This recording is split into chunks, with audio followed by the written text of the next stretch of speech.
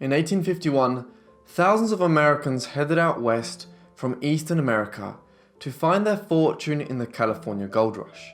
Olive Oatman and her family were just some of them.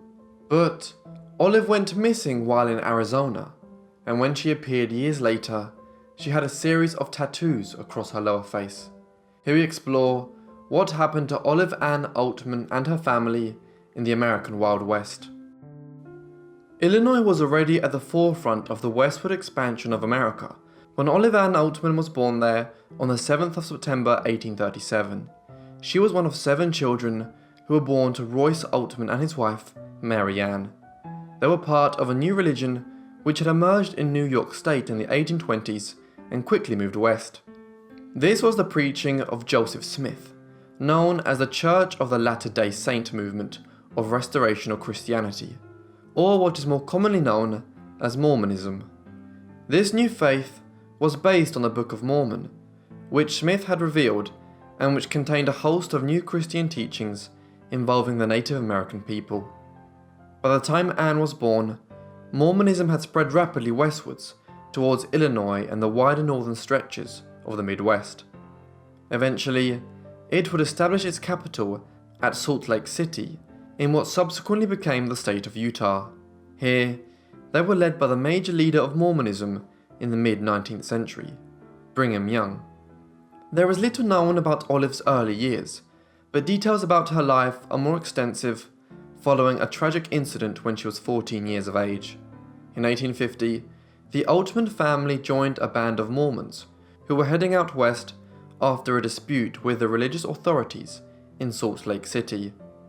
These were led by James Brewster, a leader of the schismatic branch of Mormonism. Just under 100 settlers headed off west towards California. This was a time when thousands of Americans were migrating westwards towards California, drawn by the allure of gold which had been discovered in various locations in the state in 1848, most particularly in the north, near the modern-day city of Sacramento. Olive's subsequent life, though, would be determined to a substantial extent by a fateful occurrence during the caravan's journey out west. During their trip, when they were near Santa Fe, in what is now the state of New Mexico, the group split owing to a dispute. The Oatman family led a group through New Mexico and then into Arizona, but most of their followers abandoned the migratory party as they went. As such, by the time they were heading into eastern Arizona in 1851, the Oatman family were largely travelling alone. It was then that what is now known as the Oatman Massacre occurred.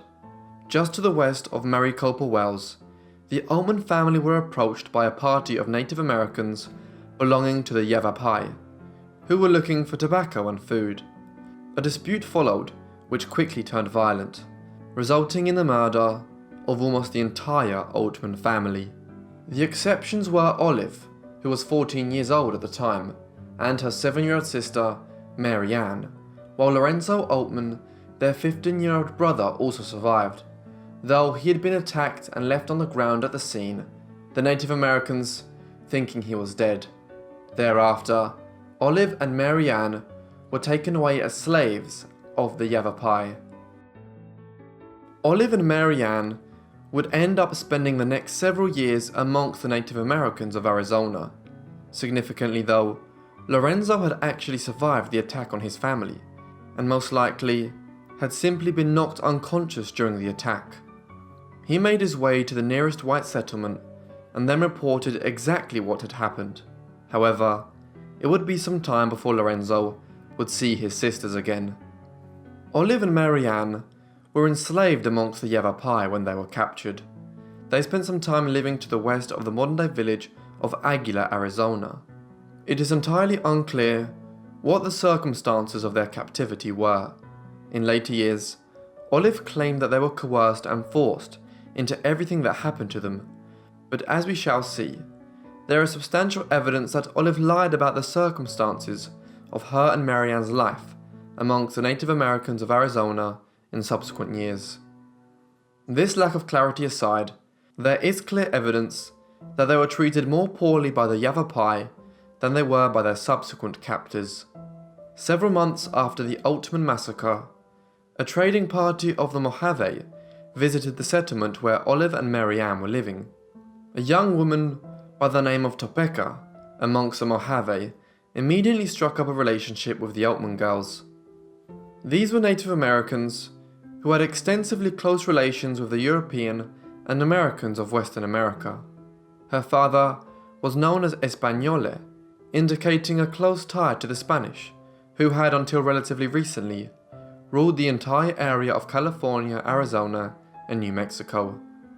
Now, Topeka convinced her father, a chief, to trade for the two American girls, and it was the beginning of a much more pleasant period for the Oatman girls. Though Olive would subsequently deny it, in the mid-1850s, she and her sister evidently acclimatized to the point of becoming acculturated amongst the Mohave.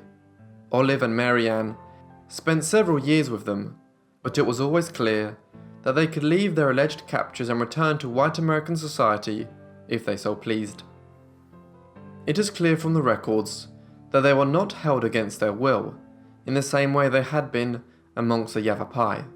Also, there is some suggestion from Olive's later statements in the 1860s that her younger sister wished to return to settled society.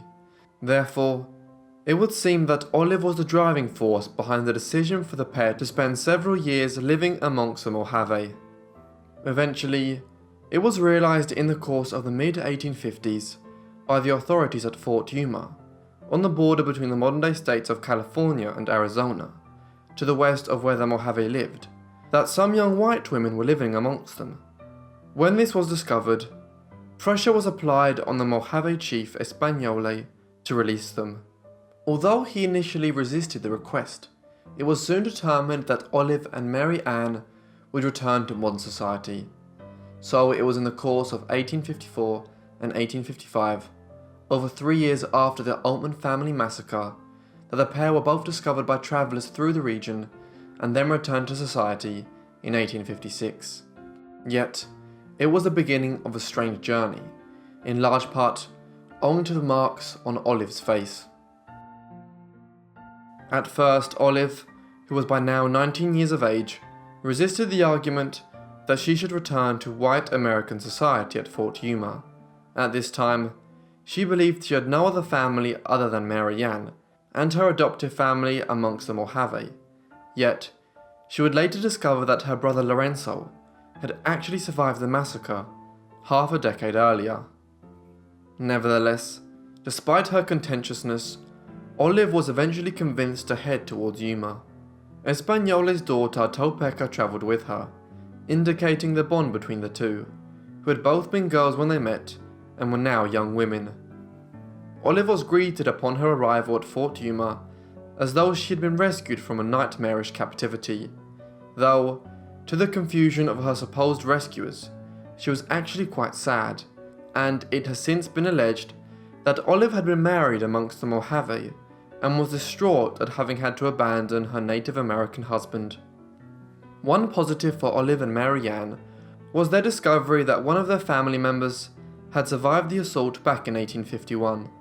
Shortly after arriving at Fort Yuma, they were reconnected with Lorenzo, who had never ceased to advocate on their behalf in the intervening years, but whom they believed all these years had been dead. But easily, the most peculiar aspect of Olive's re-emergence within white American society was her face. Olive had been extensively tattooed during her years amongst the Mohave. Images from a time in which the art of photography was rapidly growing show the fact that her lower face, from her upper lips downwards, were heavily tattooed in much the same way in which the Mojave Indians were themselves. Although Olive would subsequently claim, in an effort to settle back into American society, that she had been tattooed against her will, there is no evidence to suggest that this was the case, and actually, there is a good deal of evidence to suggest the opposite. Tattoos of the kind Olive had on her face were generally only applied to actual members of the Mojave Indians, certainly not slaves or prisoners of the tribe, while the uniformity of the tattoos indicate that Olive had not resisted being tattooed, surely an indication that she had not been marked against her will. Olive's failure to acknowledge the fact that she had lived fairly peacefully amongst the Mojave Indians was just the beginning of a series of lies which would characterize her life for decades to come. In the years that followed, she insisted that she and Mary Ann had been held against their will, and had even been sexually mistreated. Thus began the myth of the girl who had been tattooed amongst the Mohave Native Americans. Olive's story was quickly brought to widespread public attention when a local pastor by the name of Royal B. Stratton published a book entitled Life Among the Indians, being an interesting narrative of the captivity of the Oatman girls in 1857, setting out details of the story, albeit at a time when the exact facts of what had happened were still not fully clear. Stratton's book set in chain a series of book tours in which Olive and her brother Lorenzo partook in the years that followed, lending a great deal of infamy to the story of the Oatman girls, which is in direct contrast to the relative obscurity in which their story has lay in modern times. The tours continued for several years.